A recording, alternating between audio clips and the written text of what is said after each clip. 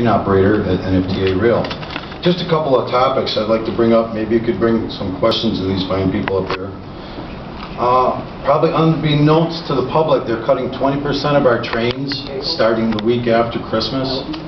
There's now 8 morning trains. It's going to drop down to 6. You're going to have a 10-minute headway as opposed to a 7-minute headway. I don't know what that's going to do to your connections out there. I wouldn't want to have to deal with it. The operators that were riding these trains are not being laid off, however. They're just going to be sitting and still receiving full pay. So I don't know where the savings is to that, frankly. Another point. There's now 3 supervisors dealing with the 6 trains that are out there every morning.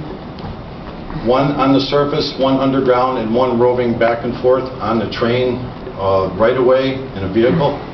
That's 1 supervisor for 6 operators. That's 1 supervisor that makes $70,000 a year for 2 train operators. That's just an example. Okay, where was I? Just like to know what the savings are in sitting 2 operators and cutting 2 trains a morning and increasing the headways. 75% of the ridership, we all know, is on or under the poverty level. I think they should look in-house for more savings. The TV ads and the radio ads. Why do they have to have TV ads and radio ads for people riding the bus? You know who you are. You know when you got to ride the bus. You don't put the BMW away because you saw a cute commercial and ride the bus that day because it, maybe wanted you to be green that day. The airport shuttle service. They run an airport shuttle service from downtown to the airport. For what? They can take the 24 bus and get there in a couple of minutes extra and ride with the rest of the people on.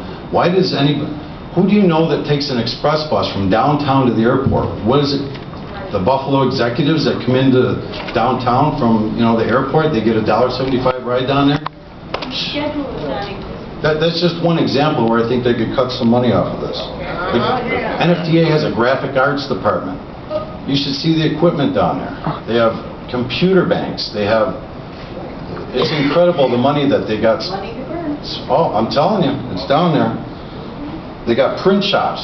Now some of this, President Bush, not that I really cared for the man as a president, but he privatized a lot of things and tried to save the government a lot of money. I think the NFTA could look to those things and try to privatize some of the things that we do in-house now and save a lot of money. The NFTA Police Department, I was here 15, 20 years before that was even in existence.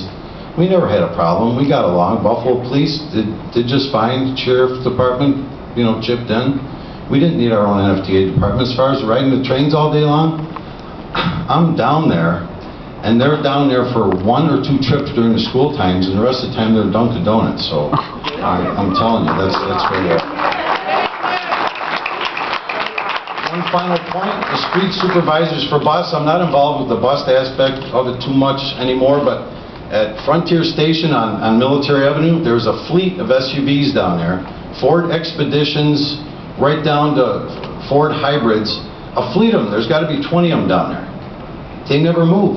We've seen them. I don't know where they get them. What they do. The guys pick and choose. So you got one guy driving around in an 8-passenger Ford Expedition to watch the buses go by and make sure they're on time. Thank you.